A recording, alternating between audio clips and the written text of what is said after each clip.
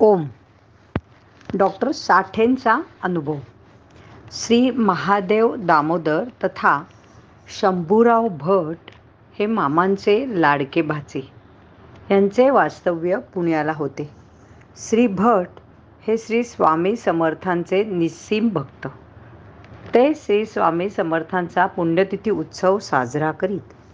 एकदा या उत्सवाला उपस्थित असताना श्री शंभूरावांनी माझी डॉक्टर साठे यांच्याशी ओळख करून दिली.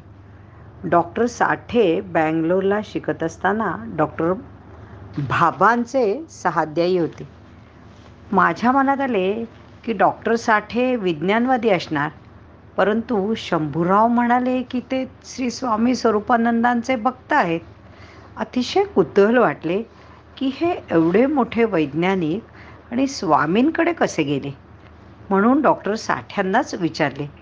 डॉक्टर साठे म्हणाले की ती मोठी गमतीची गोष्ट आहे, तू घरी ये, मी सांगेन.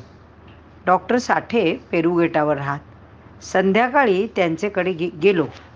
डॉक्टर साठे झोपाळ्यावर बसले होते. त्यांचे ज्येष्ठ बंधू त्यांच्या शेजारी बसले होते. साठ्यांनी ओळख करून दिली. त्यांचे बंधू संस्कृत पंडित. त्यांनी डॉक्टर साठ्यांना संस्कृत शिकवले. डॉक्टर साठे पारंगत झाले. डॉक्टर साठे आणि डॉक्टर भाबा जरी एकत्र होते तरी जी संधी पंडित नेहरूंमुळे डॉक्टर भाबांना मिळाली तशी साठ्यांना मिळाली नाही. डॉक्टर साठ्यांना ही फार मोठी खंत होती. ते अमेरिकेत गेले, तेथे PhD झाले, तरी सल काही जात नव्हता.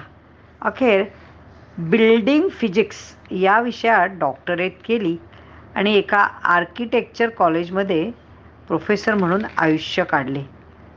संस्कृत उत्तम येत असल्याने साठ्यांनी चिन्मय मिशनमध्ये वेद उपनिषदांचा अभ्यास सुरू केला.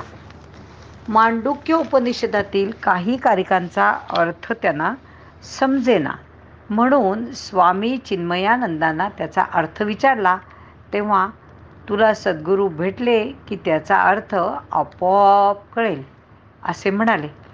साठे म्हणाले, तुम्ही माझे गुरु व्हा, त्यावर तुझे सद्गुरू तुला भेटतील असे ते म्हणाले. श्री साठे आता सद्गुरू शोधू लागले. त्या काळी श्री गुळवणी महाराजांच्या पुण्यात मोठा बोलबाला होता. डॉक्टर साठे वासुदेवाश्रमाच्या पायऱ्या चढत होते तोच श्री गुळवणी महाराज पुढे झाले आणि म्हणाले, कशाला वणवण करीत आहात, तुमचे सद्गुरू तुम्हाला भेटतील. म्हणजे श्री गुळवणू सद्गुरू नाहीत. साठे त्यांना नमस्कार करून निघाले. काळ पुढे जात होता.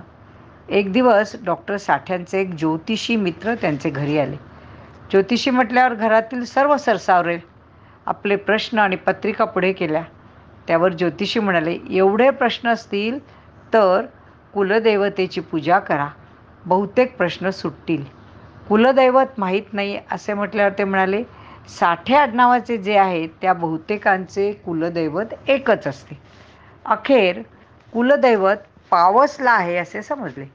आता पावस कुठे आहे, तेथे जायचे कसे, पूजेची व्यवस्था, राहायची व्यवस्था काय, अनेक प्रश्न. त्यावर उत्तर समजले. पावसला देसाई नावाचे गृहस्थ आहेत, त्यांना पत्र टाका, ते नक्की मदत करतील. त्याप्रमाणे डॉक्टर साठ्यांना पत्राचे उत्तर आले. गावचा मनुष्य गावी येतोय, आम्हास आनंद आहे, अवश्य यावे. ठरल्याप्रमाणे ठराविक दिवशी डॉक्टर साठे पावसला पोहोचले. बाहेर हातपाय धुत होते तेवढ्यात श्रीयुत देसाई तेथे आले आणि म्हणाले, घरात येण्यापूर्वी आमच्या ओटीवर स्वामी आहेत, त्यांची भेट घ्या आणि नंतर घरात यावे. डॉक्टर साठे ठीक आहे असं म्हणाले आणि हातपाय धुवून श्री स्वामींच्या खोलीत शिरले. श्री स्वामींच्या समोर बाकावर बसले असता स्वामींनी प्रवासासंबंधी चौकशी केली आणि लगेचच प्रश्न केला, स्वामी चिन्मयानंद काय म्हणतात. हा प्रश्न ऐकल्यावर डॉक्टर साठे अंतर्बाह्य थरारले. त्यातून सावरतात तोच स्वामी म्हणाले, गुळवणींकडे जाऊन आलात ना. यावर डॉक्टर साठे म्हणाले की त्यांचे प्रश्न ऐकून माझी MSc आणि PhD गेली, पार कोरा झालो. स्वामी पुढे म्हणाले, आपण कुलदेवतेची पूजा करा आणि उद्या यावेळेस परत या. त्याप्रमाणे डॉक्टर साठे पुन्हा भेटले. श्री स्वामींनी त्यांना अनुग्रह दिला. यानंतर डॉक्टर साठे म्हणाले की मला सद्गुरू भेटल्यावर स्वामी चिन्मयानंदांनी म्हटल्याप्रमाणे त्या कारिकांचा अर्थ जो मला समजला तो मी 1000 ओळीत लिहिलाय. स्वतःच्या आनंदासाठी तो अर्थ असल्याने छापला नाही. ओम तत् सत. उद्या आपण पुढचा अनुभव ऐकूया. धन्यवाद.